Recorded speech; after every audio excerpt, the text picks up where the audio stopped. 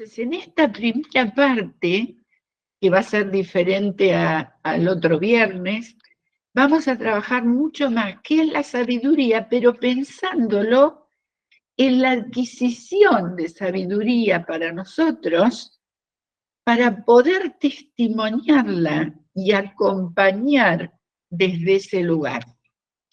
Vamos a la primera, Leandro.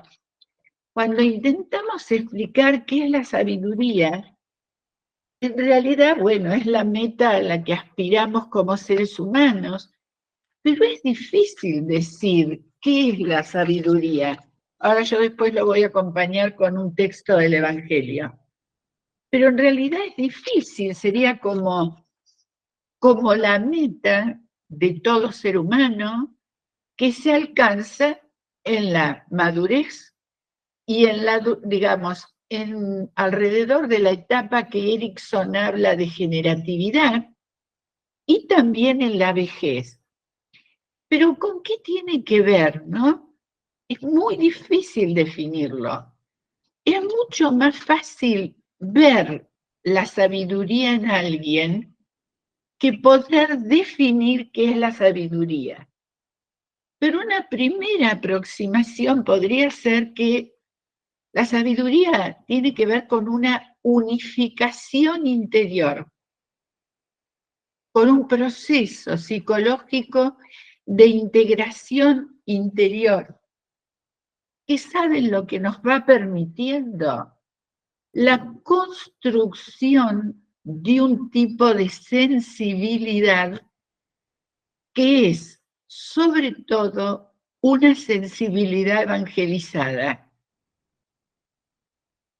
Es difícil definir, dice el texto, pero miren lo que afirmaba Spinoza hace mucho tiempo atrás, que lo retoma José María Esquirol en uno de sus últimos libros, Humano más humano. Dice, la persona sabia se reconoce por su mansedumbre.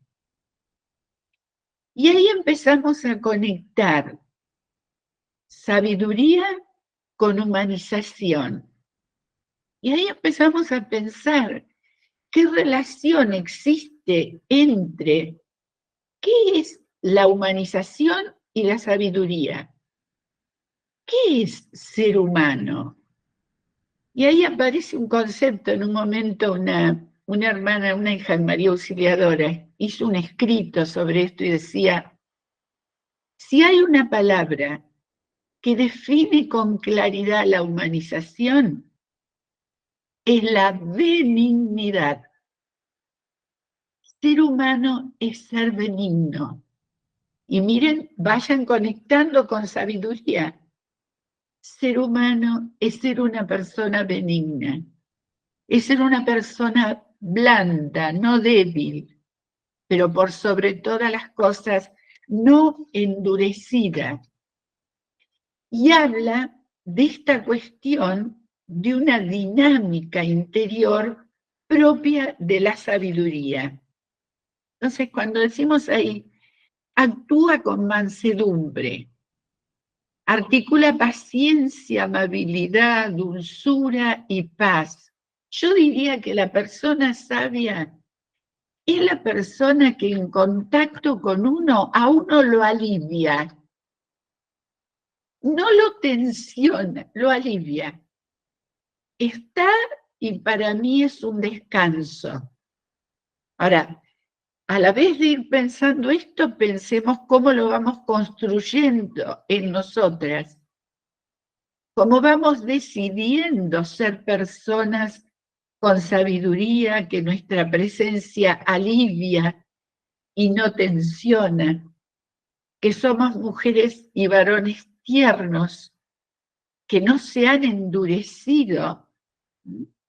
Entonces, pensemos que esa integración interior tiene mucho que ver, acá tomo un texto del padre Agustín Rivarola, con la integración de las polaridades, como si todas las polaridades que nos habitan, la mente, el cuerpo, lo material, lo trascendente, pueden estar enhebradas de tal manera que evitan los desbordes.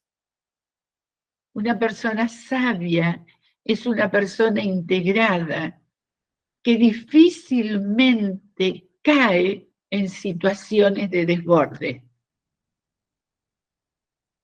Y en realidad tiene que ver con, observemos, una gran paradoja, porque tiene conocimientos trascendentes, pero también tiene conocimientos prácticos.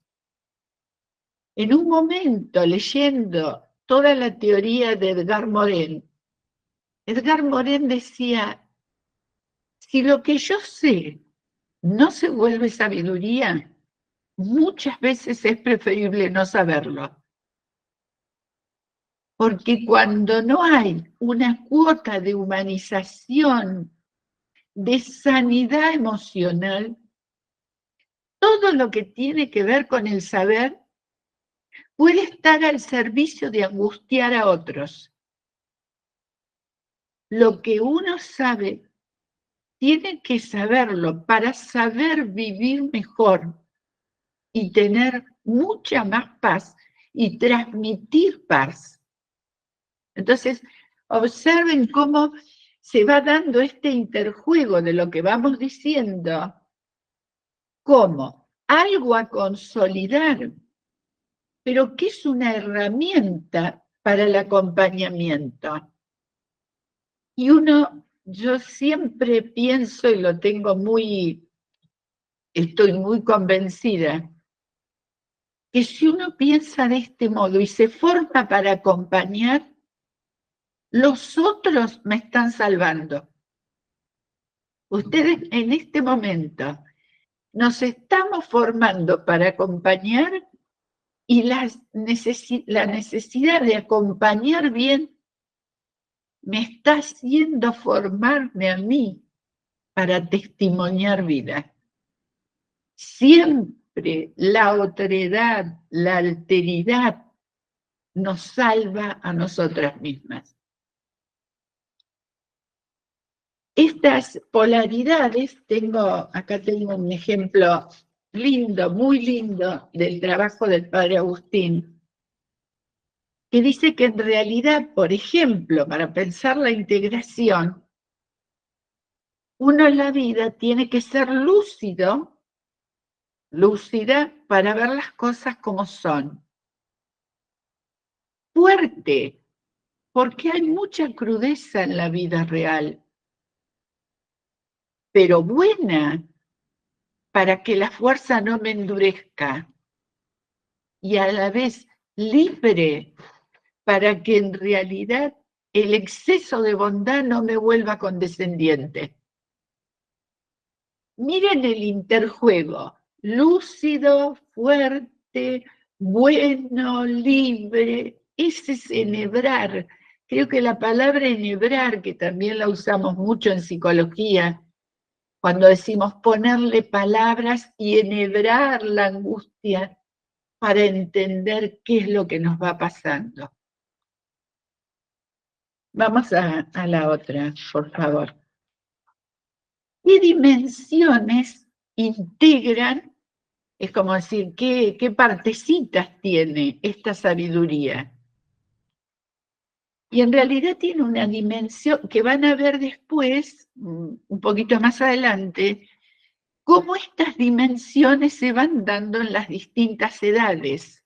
Primero vemos cuáles son y después vemos cómo van dándose en la mediana edad, en la tercera, la cuarta y la quinta, para entendernos y entender para acompañar. En realidad tiene una dimensión reflexiva que sería como un camino interior de vaciamiento y amplitud. Porque ser sabio en la vida, miren, por ejemplo, impide la rapidez en los juicios, impide las ideas rígidas, impide la crisis del ideal de lo que deben ser las cosas, porque en realidad me voy vaciando de lo que debe ser siempre para elegir la construcción de esta sensibilidad evangelizada, donde en realidad, después de elaborar los dolores primordiales, nosotras decidimos qué queremos que nos habite. Esto está con claridad en Filipenses 2, en la carta de Pablo a los Filipenses, donde el desafío es: tengan ustedes los sentimientos de Cristo Jesús. Tiene que ver con lo reflexivo, pero para reflexionar ese vaciamiento y esa cuestión de amplitud.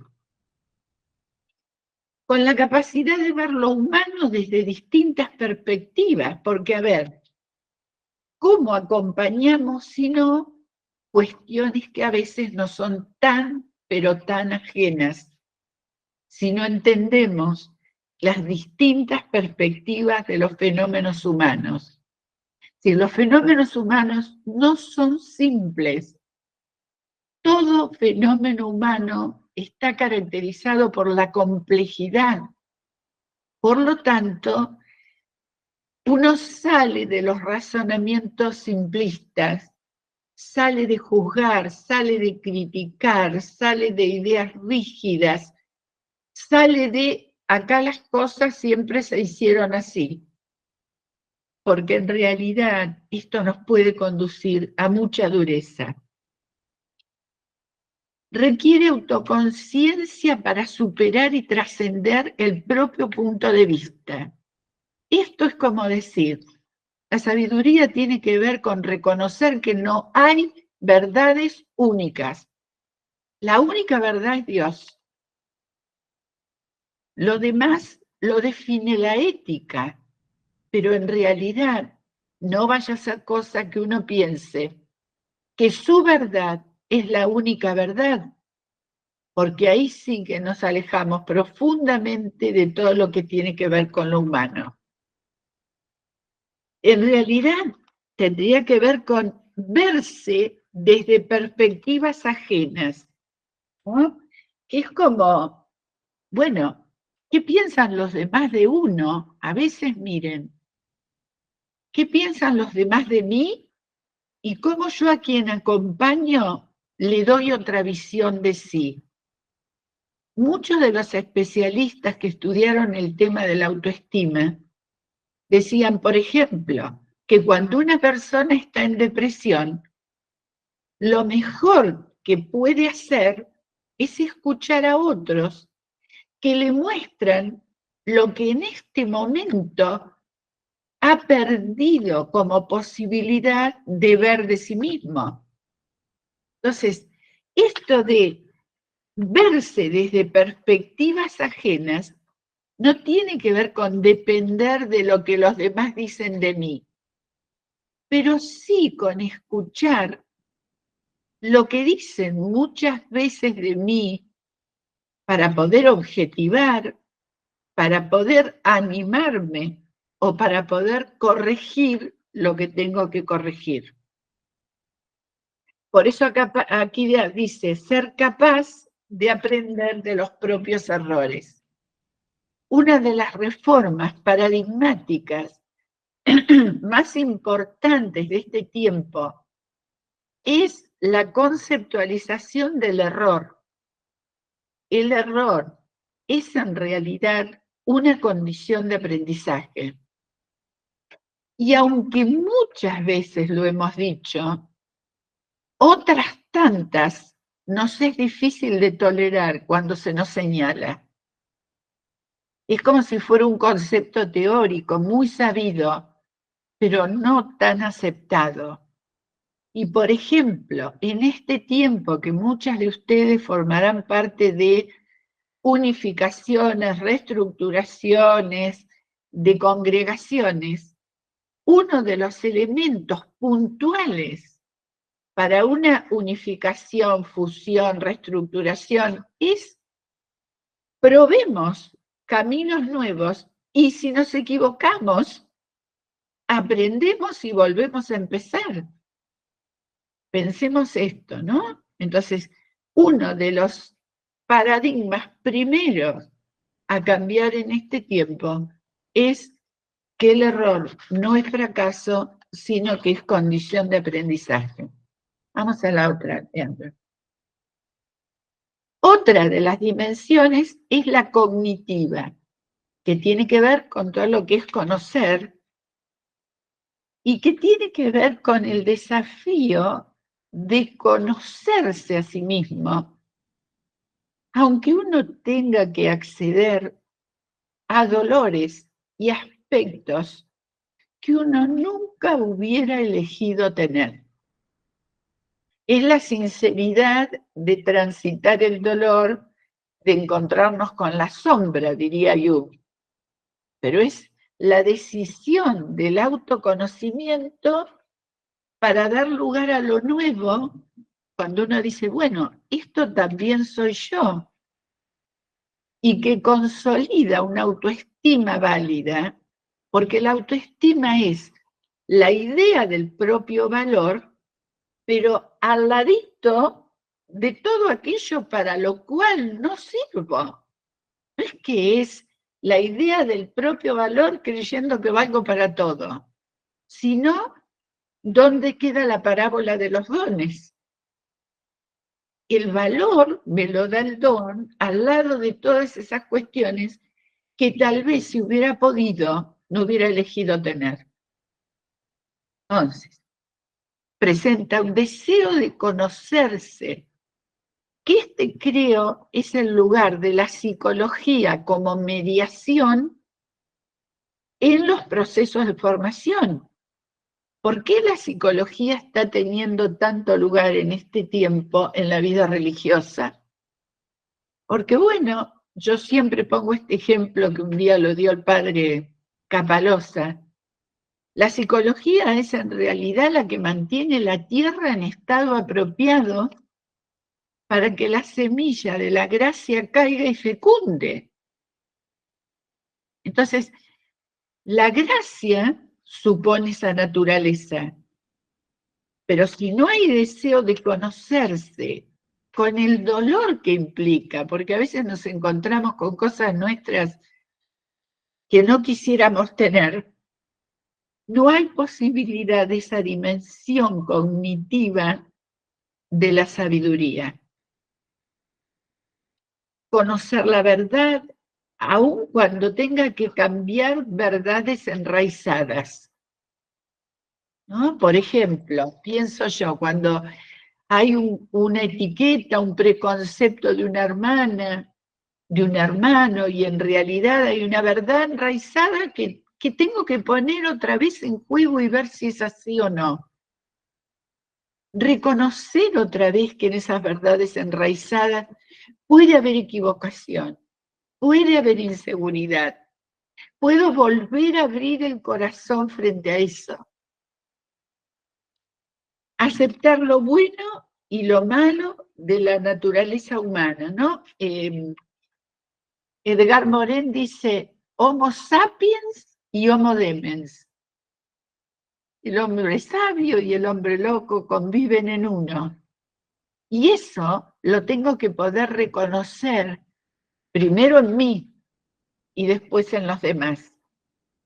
Y esto que es consciente de la no existencia de verdades únicas. Y yo digo, ahí hay una pregunta, la verdad única tiene mucho que ver con el temido narcisismo, ¿no? Esto de que dice el Papa Francisco del autocentramiento. Entonces, cuando uno siente que tiene la verdad, hay una pregunta que a uno lo puede ayudar mucho. ¿Quién creo que soy? Que mi verdad es la única verdad. En un camino de humanidad, en un camino de humildad. ¿Quién creo que soy? Que puedo tener verdades únicas, ¿no? Porque vuelvo a la idea, la verdad única es Dios. Y la vida actual, esto también lo dice Edgar Morin, está caracterizada, dice, la vida es como un río de incertidumbre, pero con islotes de certeza. Hay islotes que son inamovibles. Dios, la ética, la humanización, el cuidado de la casa común, eso es. Pero lo demás es un río de incertidumbre, que uno va con esos islotes de certeza. Vamos a la otra, Leandro. Otra de las dimensiones es la dimensión compasiva, ¿no? que toca el corazón de hijos. Y en realidad está referida a la estima y el amor. Y miren lo que dice, ¿no? Bueno, en lo de estima y amor yo puse ahí Filipenses 2, del 2 al 5, si lo quieren después poner en conexión con textos. Y observen esto, la dimensión compasiva, bueno, es preocupación por sí mismo y por los demás, pero miren lo que yo encontraba importante poner. Nos aleja del cansancio y del desánimo y nos permite no caer en melancolía por desmantelar la esperanza. Cada palabra, llevaría mucho tiempo, pero me aleja esta dimensión compasiva de la sabiduría, me aleja del cansancio, del desánimo, de la desorientación, de la desmotivación. ¿Por qué? Porque mantengo la esperanza y la esperanza es la que sostiene la no melancolización. Y como dice Anselm, la melancolización y la depresión son muy frecuentes en la vida religiosa. Y acá hay, en Sabiduría 6, del 12 al 16, una palabra muy interesante que dice, la sabiduría es luz y no se torna opaca. Se muestra a gusto con los que aman. Se deja encontrar por los que la aman. Sale al encuentro de los que la quieren conocer.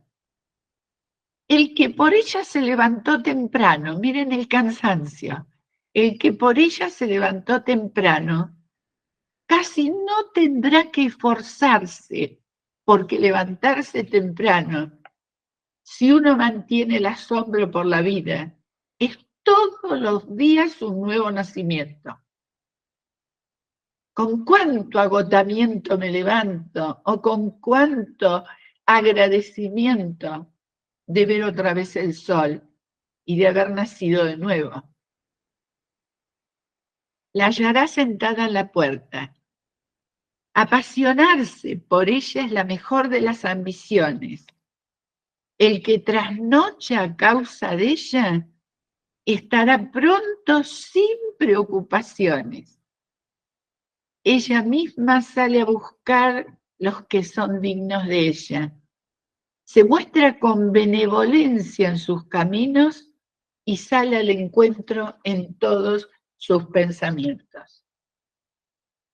Entonces, esta preocupación por los demás que me aleja del cansancio, porque ahora lo vamos a ver un poquito más adelante, siempre los otros me salvan y constituyen mi sentido de vida. Preocuparse por necesidades y por los problemas de los demás, yo aquí ponía en la justa medida. ¿Por qué? Conozco bien el tema de la gratuidad, pero la semana que viene vamos a trabajar mucho el tema del burnout y el tema de por qué cuidando algunos somos más vulnerables que otros y cómo cuidar de nosotros a la vez de cuidar de los otros. Entonces, a mí me parecía importante ahí preocuparse por necesidades y problemas de los otros en una justa medida. Este concepto de justa medida es de Leonardo Boff, donde en realidad uno no caiga en situaciones de un descuido personal que acompañe con una calidad muy baja, ¿sí? O termine uno en situaciones, bueno, van a ver, de irritabilidad, de intolerancia, de sinsentido, de consagración. Es como lo que tenemos que preservar de manera permanente. Y luego perseguir el propio bienestar y el bien común. La persona sabia, vamos a la otra, en realidad no es una persona que sabe solamente, es una persona transformada, porque transformó lo que sabe en bondad, pudo hacer de sus experiencias situaciones de aprendizaje, está en paz y a gusto consigo misma. Pero la sabiduría como cima puntual del desarrollo tiene que ver con el sentido de la vida. Y ustedes saben cuánto cuesta en la clínica cotidiana, tanto en religiosos y religiosas como en laicos, hacer entender a la gente que quien tiene por quién vivir, que quien tiene a quién cuidar, va a encontrar siempre el cómo. Ustedes saben, esto es interesantísimo que lo piensen ustedes, que lo acompañen a pensar, porque cuando se pierde el sentido, uno cree que si a uno le pasa algo, o si uno no está bien, los otros van a seguir igual. Y en realidad no es así. Ustedes saben bien que cada hermana que acompañan o cada hermana de comunidad que le pasa algo, ¿qué grado de afectación tiene sobre nosotros? Entonces, cuando estaban en los campos de concentración, esto lo decía Víctor Frank, no nos íbamos contra el alambrado electrificado porque había alguien a quien cuidar. Entonces, esto del sentido tiene que ver con la responsabilidad frente a la vida, pero no es la culpa, es qué espera la vida de mí en cada momento, mucho más que qué espero yo de la vida. Y ahí es donde perdemos el sentido, porque la vida nunca va a ser lo que nosotros queremos. Entonces, la cima del desarrollo de la sabiduría es el sentido de vida. Miren, en el libro La bailarina de Auschwitz, ella dice siempre una cosa que ahora lo vamos a ver después un poquito, pero dice, en realidad, cuando salimos del campo de concentración, extrañábamos la fuerza que nos daba estar juntos y tolerar la diversidad. Dios mío, dice uno, ¿cómo uno puede extrañar algo de un campo de concentración? Y ella decía, el campo nos empoderaba por estar juntos y en realidad por tolerar lo diverso. Una persona sabia no es porque vivió mucho tiempo, y acá aparece Erickson, ¿no? No tiene que ver con el tiempo, tiene que ver con qué aprovechamiento hizo de sus experiencias de vida. Por eso se dice mucho que, fíjense que dice, es el aprendizaje y la reflexión que hizo sobre esas mismas experiencias. Por eso no es prioridad de los mayores, porque uno pudo ser una persona mayor que no ha capitalizado dolores, experiencias, aprendizajes, solo vivió mucho tiempo. Y es más, Puede pasar, y suele pasar, en las edades, sobre todo en la cuarta, que la persona corre el riesgo de ser un sabelotodo, porque ya lo vivimos, porque ya lo hicimos, porque nada va a cambiar, porque, ¿me entienden? No puede en realidad hacer un aprovechamiento de experiencias para tener una situación de esperanza. Tengan en cuenta siempre, la salud mental no es lo que nos pasa en la vida, es lo que hemos sido capaces de hacer con lo que nos pasó y probablemente nunca hubiéramos querido que nos pase. Y yo ahí digo, como dijo Jesús, situaciones donde uno dice, aparta de mí este cáliz. Sin embargo, esas situaciones nos consolidaron, si no hemos sido personas resentidas, en las personas éticas y humanas que somos hoy. Vamos a la otra.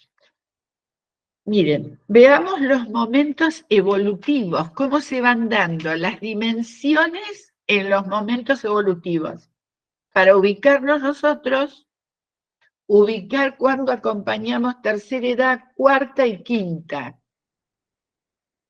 Pensemos que la cuarta y la quinta, a ver, ya les digo, de la tercera más o menos hasta los 75. De 75 a 85 la cuarta, y de 85 en más, que sería ahora 102 porque aparece en el 105 porque aparece en los libros, la quinta edad. Ahora, la dimensión compasiva crece en la mediana edad y adelante.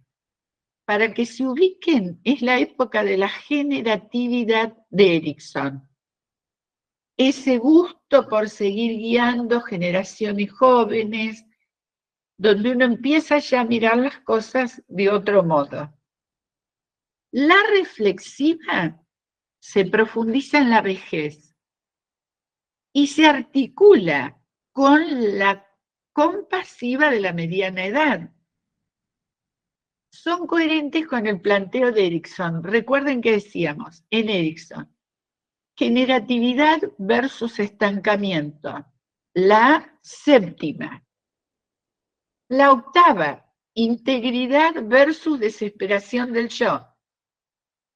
Y ahora agregó una novena, hay un libro póstumo de él, donde el gran riesgo, escuchen esto, es que todo lo que se había logrado, confianza, autonomía, iniciativa, identidad, intimidad, por la proximidad con la muerte se desarme y empiece la desconfianza, la dependencia, la pérdida de sentido de industria, hacia el final, y dirían que tiene mucho más que ver con la proximidad de la muerte. Integrar y dar sentido, porque esas dos son las que van integrando y dando sentido, requiere la reflexión. ¿Quién es el desencadenante de la compasión? La generatividad. ¿Se acuerdan que era generar? Es distinto de producir y de crear. Porque producir y crear se pueden hacer solos. Pero la generatividad es el gusto por seguir acompañando generaciones jóvenes. Ahora, claro, esto requiere una sanidad muy profunda. ¿En qué sentido, hermanas? En el sentido de haber tolerado el paso del tiempo y tener gusto por seguir contando de cosas a otros en lugar de tiranizar, porque tienen una juventud que uno ha perdido. Cuidado con esto, cuidado porque es...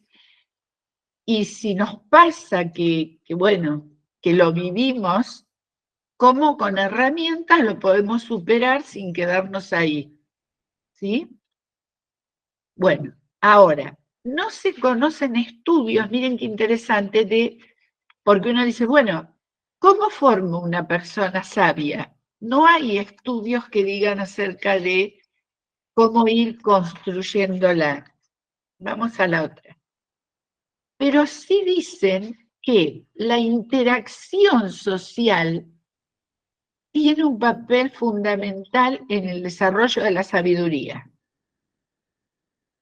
¿Por qué? ¿Por qué se insiste tanto en que la actividad física, las relaciones, el interés por el mundo son preventivos de las demencias?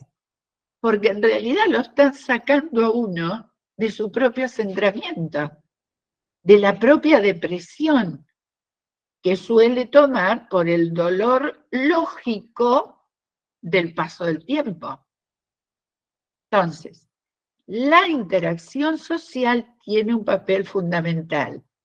Y uno a veces ve en las casas de salud, yo he escuchado alguna vez, las hermanas se levantan, desayunaron y se quedan quietitas en la mesa así, sin hablar con nadie y sin intereses por otras cosas.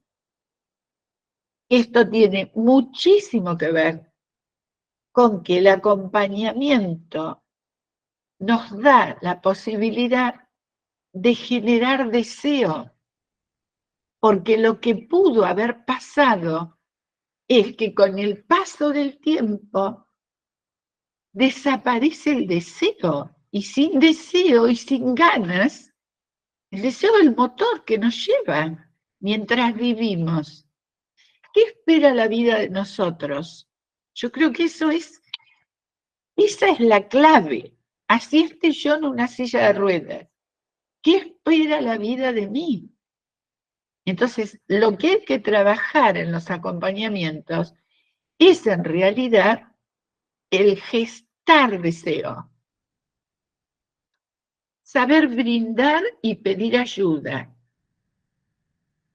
En lo social, intercambiar con otros acerca de temas delicados para encontrar respuestas más sabias. Pero claro, por ejemplo, no sé si vieron, se me ocurre que puedan ver también como material el video que filmó el Papa, Amén Papa Francisco, cuando se encuentra con jóvenes.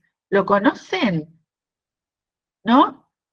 Amén Papa Francisco es un video, sí, bueno, por ahí en algún momento lo pueden mirar, después fuera de la clase, porque sí, Amén se llama el documental.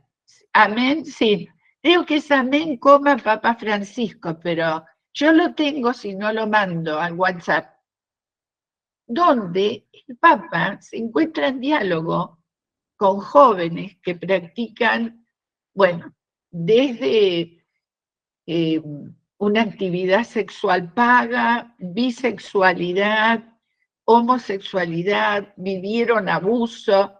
Bueno, si en realidad yo no puedo reflexionar temas delicados, yo no puedo ir desarrollando respuestas sabias a las cosas.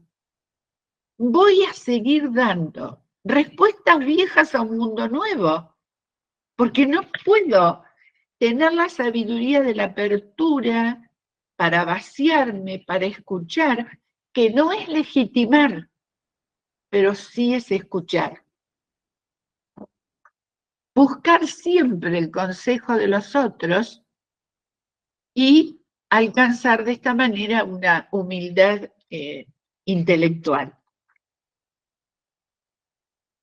Después, bien, vamos a la otra. Dentro de todo esto, tenemos que analizar el concepto de personalidad.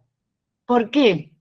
Porque cada uno de nosotros, yo dije al comenzar, vamos a acompañar desde lo que somos, no desde lo que sabemos. Inclusive, es como si el otro día escuchando una conferencia de Francis Torralba, él decía, en la vida solo debiéramos hablar de lo que hemos experimentado. Entonces yo soy la persona que vivió lo que vivió y lo vivió de la manera que lo vivió. Y eso se trasunta de inconsciente a inconsciente cuando estamos con las otras personas. La personalidad, ustedes saben que hubo un tiempo que se hablaba de personalidad y después se habló de subjetividad. Acá estos autores que son españoles vuelven al concepto de personalidad, como que está formado por distintas capas. Un yo actor que sería la base, que es los rasgos.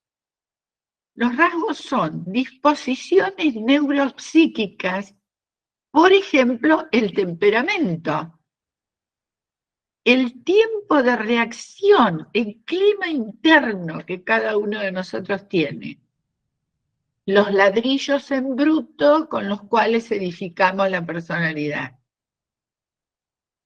El yo agente, mucho más relacionado a la configuración del carácter, que es qué capacidad adaptativa tenemos y cómo regulamos nuestras emociones.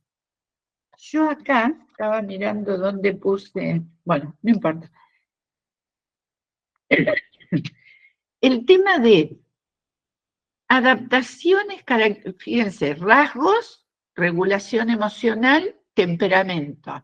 ¿Cuánto tardo en saltar? ¿Vieron cuando hay un dicho que dice, tengo la mecha corta? ¡Sa! Es como la impulsividad y uno tendrá que conocerse para trabajarla como tantas cosas que a veces nos pasan y no son buenas en la convivencia.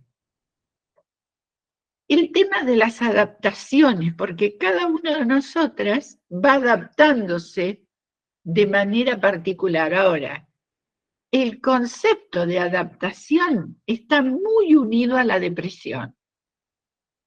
Termino de dar esto y lo explico.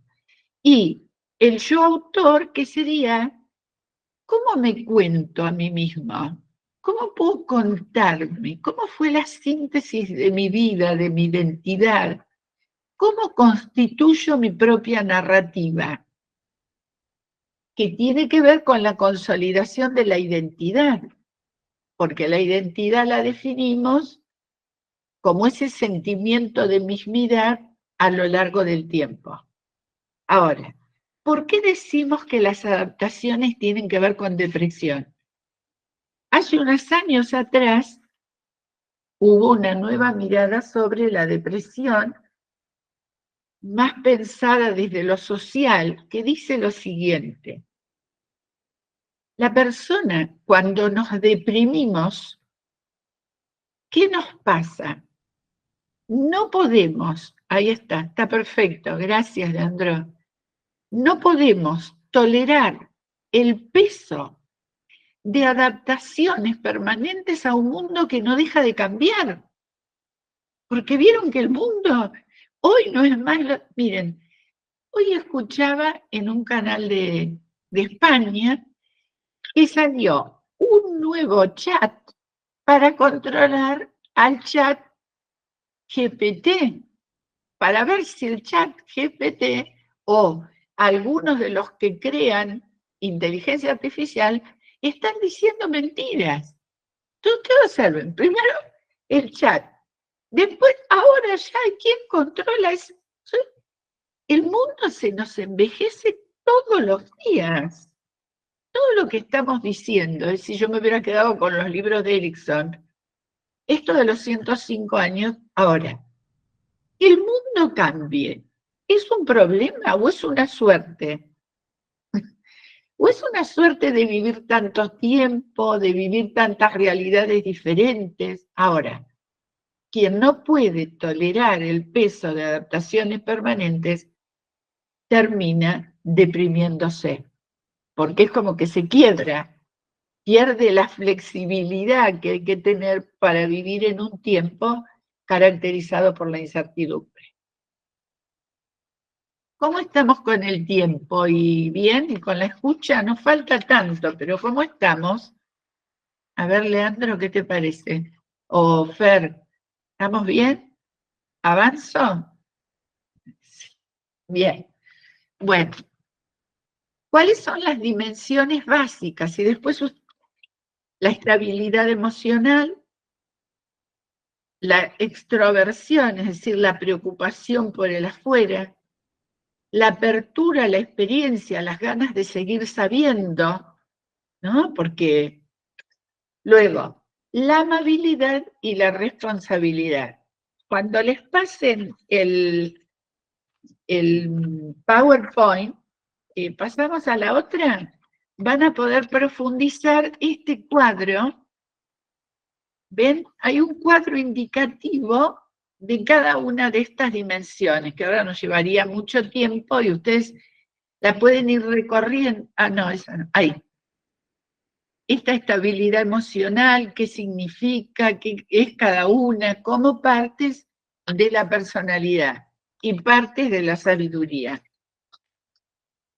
Eso se lo dejo para que lo vean solita. En la que sigue, vemos qué nos dicen las investigaciones. Las investigaciones dicen que no hay verdad en los estereotipos. ¿Vieron cuando decimos, oh, porque las personas grandes se vuelven como chicos? Son como chicos, son demandantes, si fueron malos se ponen más malos, si fueron buenos se ponen más buenos. No existe prueba científica de que los estereotipos sean así. Fíjense, en la adultez y en la tercera edad aumentan. La adultez sería 45 a 55, adultez joven, 60 a 75. Aumentan la estabilidad emocional, la responsabilidad y la amabilidad. Pero en la cuarta edad comienzan a disminuir por la proximidad de la muerte. Pareciera que el hecho de la cercanía de la muerte hace que estas dimensiones de la estabilidad, de la responsabilidad y de la amabilidad, en realidad declinaran, como también declina la responsabilidad por los límites físicos. ¿Me entienden? Comienzan a ver límites físicos y límites mentales. Ya es como que hoy hablando con una paciente que tiene su mamá 83, ella me decía, ella siente que ya hizo todo, que hizo todo, que cuidado que no es el común denominador, porque hay personas de 85, 88 con muchas ganas de seguir adelante.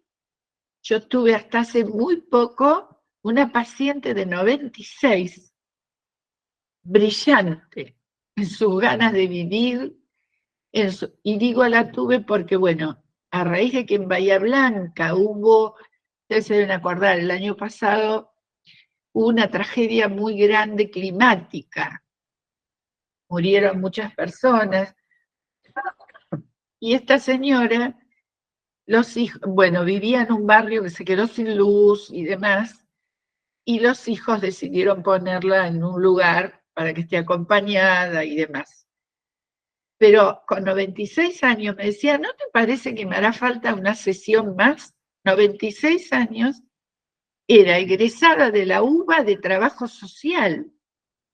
Entonces no hay edad, pero lo común, lo que más se da es un declinar de estar de puertas para afuera y de apertura a lo nuevo y a la experiencia.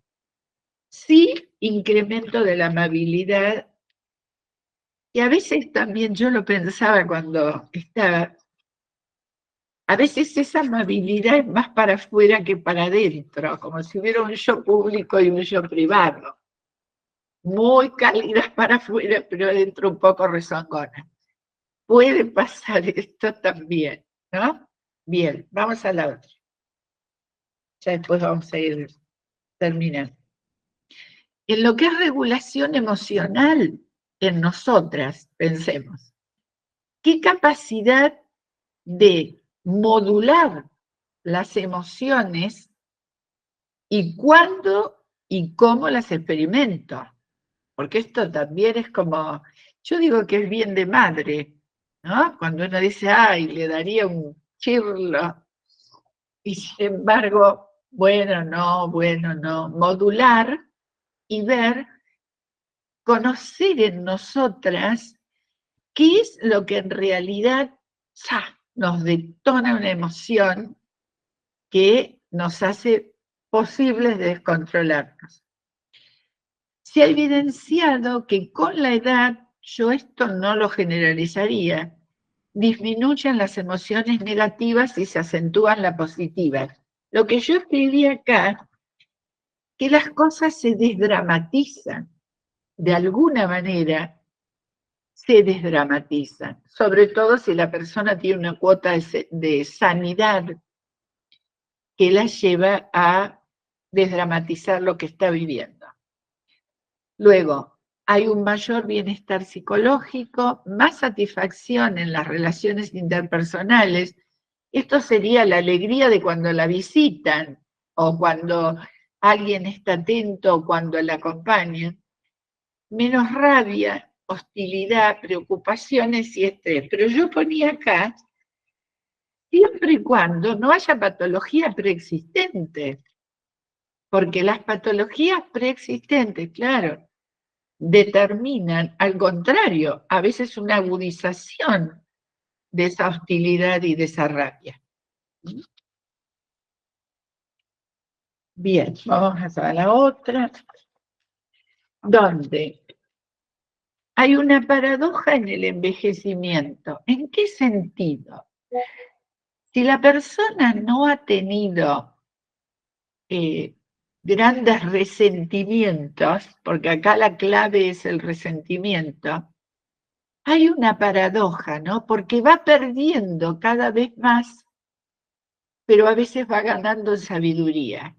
También acá hay una charla TED de Jane Fonda que se llama El tercer acto de la vida, donde ella cita a Víctor Frank. La tengo desgrabada, la puedo buscar y mandar, donde ella cuenta que ha tenido papás con depresión, cuenta que tenía mucho temor de llegar a la tercera edad, pero que lo lee a Víctor Frank y pone como ejemplo personas que, aún desde su silla de ruedas, pueden seguir haciendo mucho bien. Entonces ella dice, el crecimiento ya no es más así, 50 y caigo, es en escalera, porque declina el cuerpo, pero hay cada vez más crecimiento espiritual.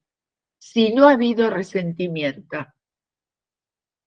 Bueno, acá los autores hablan de si el bienestar lo busco en el placer o el bienestar lo busco en la consecución de mi potencial. Víctor Frank pone en su libro Psicoanálisis y Existencialismo un ejemplo muy lindo de una persona que, por cómo la describe, debía tener ELA, nomás que en el 53 no aparecía, en el 1953 no aparecía con ese nombre. Entonces cuenta cómo en el hospital, en la medida que fue su cuerpo tuyéndose, dejaba de acompañar a los demás en lo que iba pudiendo, o escuchando radio, o hasta que dice, es conmovedor el ejemplo, la noche que iba a morir, que se dio cuenta, le dijo al enfermero que le aplique la medicación antes y que se vaya a descansar. Entonces, esté uno como esté, puede seguir desarrollando esa sabiduría, pero siempre y cuando uno pueda pensar en los demás, ¿no? Seguir con propósitos en la vida, esfuerzos por superar los desafíos, ver dentro de cada dolor un regalo que hay detrás. Esto es un hábito que si uno lo ejercita, es como una parte de la inteligencia espiritual, es como ejercitar un músculo. Detrás de cada dolor siempre hay un regalo. Entonces, en el libro Edith Eger decía, el campo me hacía el regalo todos los días de mostrarme que en la vida sola no se puede vivir.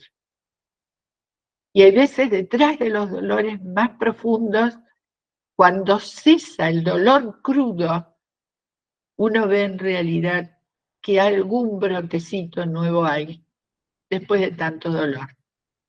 El regalo del dolor y la optimización de la vejez. Vamos a los procesos de adaptación, cómo se dan, y ya vamos terminando. El desarrollo, bueno, esto es algo de lo que les dije hace un ratito. El desarrollo óptimo en mi vida y en los acompañamientos depende de la capacidad de adaptación. Y pongan allí relación con depresión. Las metas del desarrollo es un motor donde uno se quedó sin deseo. Miren, yo les digo de todo corazón, le temo mucho más a quedarse sin deseo que una enfermedad física. Porque una enfermedad física a uno lo termina. El quedarse sin deseo me termina a mí, termina a quienes viven conmigo, como el resentimiento, ¿no? El autoconocimiento y el posicionar, miren este último punto. ¿Qué quiero? ¿Cambiar el mundo para que se ajuste a mí? Que me saquen esta hermana, que me cambien de función, que ya no quiero. O como mi mundo interno se va preparando para un tipo de adaptación, teniendo en cuenta la visión, las emociones, las cogniciones, inclusive ser capaces de compararme con otras circunstancias. Y esto es algo que siempre digo de la vida religiosa, consagrada, que muchas veces no advierten lo bendecidas que son en todo lo que tienen. No me voy a cansar de decirlo, porque a veces permanecen en todas, me incluyo, aspectos infantiles que creemos que todo nos lo tienen que dar y no vemos todo lo que nos dan. Entonces, compararnos con otras circunstancias que hace una mujer laica a mi edad, comparativamente con lo que se me está pidiendo a mí congregacionalmente. ¿Qué hace otra mujer? Lava, plancha, cocina, lleva a los hijos, trabaja, paga, vive, ¿me entienden? Cuando muchas veces siempre ustedes están acompañadas y las que me han escuchado, no me canso de decirlo, siempre hay una que las va a acompañar. Entonces, compararse con otras circunstancias también permite procesos adaptativos de mucha sanidad. Queda una más. Y esto de las historias vitales y de narración, ¿no? Es como, ¿cómo me cuento? ¿Cómo cuento mi vida? ¿Cómo me cuento?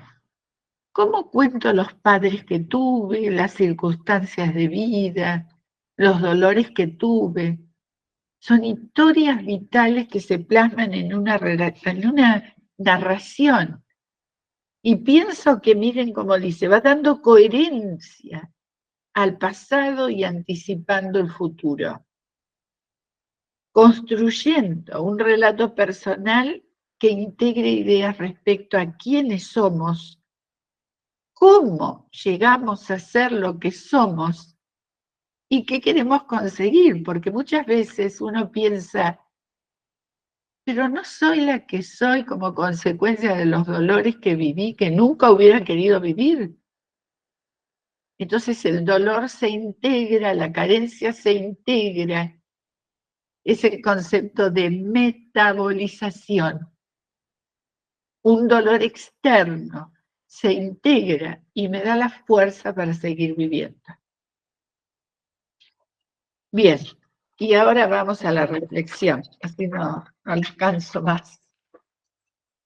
Bueno, nos vamos a tomar unos minutitos para reflexionar ¿En qué consiste para nosotras la actitud como sabiduría de vida? ¿Cuál es la relación entre saber y sabiduría? ¿Qué cambios se producen en los rasgos de personalidad en la mediana edad, en la vejez?